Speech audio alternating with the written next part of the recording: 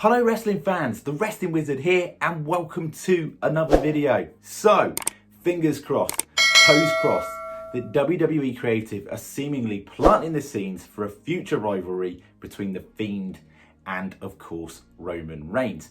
Now I know what you're thinking, Ashley, you're probably giving WWE Creative far too much leeway here. Far too much.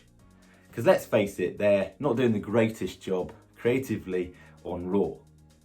And it's no surprise that Fox aren't too thrilled with the ratings on SmackDown. I think that's a little bit harsh because I think SmackDown is actually an amazing product to watch at the moment.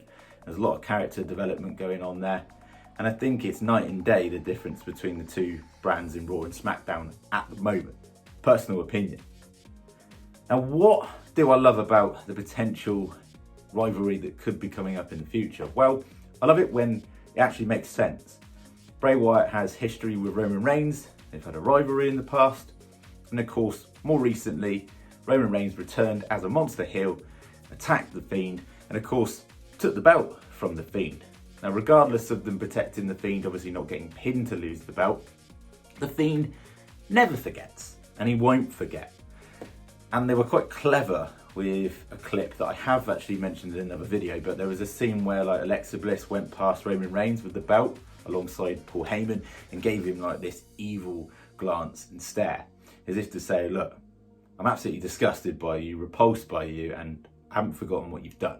Neither has The Fiend. Now WWE cast this off as seemingly The Fiend ran away scared. And we know the reality was he just got drafted to Raw. And of course had that amazingly awful rivalry with Randy Orton, and of course all the hocus pocus stuff with Alexa Bliss, which we won't go into. We'll go into that in a separate video. Talking of a separate video, I'm going to do a separate video on a recent theory that I had with The Fiend, and this could be down to far too many coffees, but a lightning bolt went off in my head the other day and I thought, do you know what, it'd be good to do a video on what my theory is. Hopefully I'm right with this, but let's face it, WWE Creative don't really know what they're doing half the time, and they've probably changed their opinion from week to week, so those things could change. Now, more importantly, onto the potential Fiend Roman Reigns rivalry. Now, Paul Heyman, obviously, you know, is a bit of a genius, and he recently, on the latest episode of SmackDown, eavesdropped The Fiend's name. He brought up the fact that Roman Reigns seemingly scared The Fiend away. Reality was, obviously, he was drafted, but he did mention The Fiend. Also, remember that The Fiend's music randomly played on SmackDown alongside Seth Rollins on a recap. And, who had a rivalry with The Fiend those months ago? Let's not talk about Hell in a Cell, because that, as we know, was catastrophic. But, as you know, recently, as if by magic, a pay-per-view has been changed to Hell in a Cell. Could that align with Seth Rollins and Cesaro? Is The Fiend in Seth Rollins' head?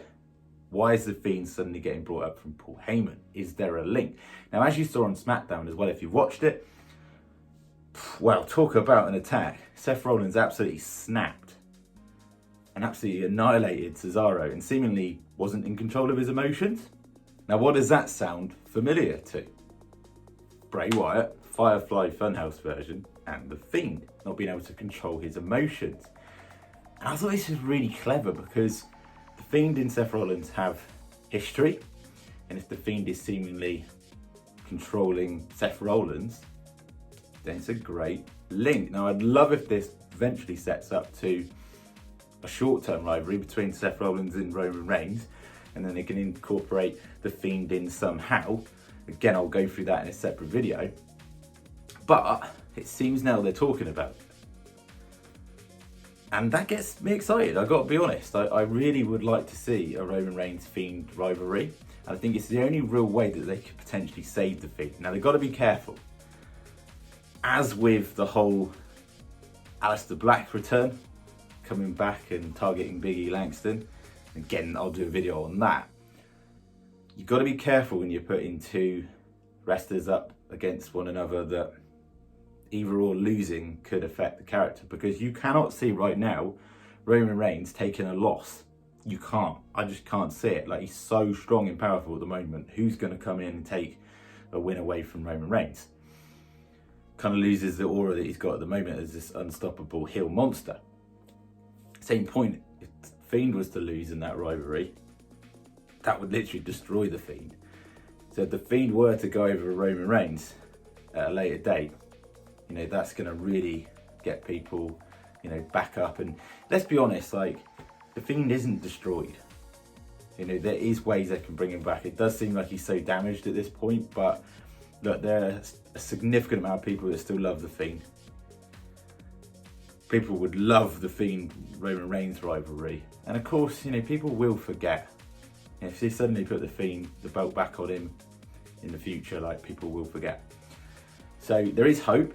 Are you excited to potentially see Roman Reigns versus the Fiend in a rivalry?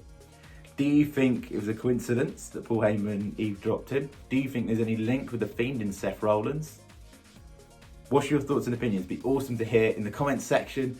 Get involved. Like the video, share the video, subscribe if you're new, and I'll see you very soon in the Fiend Theory video and how they potentially save the Fiend moving forward. Could be a long shot, but let's be positive. Take care, stay safe, see you soon.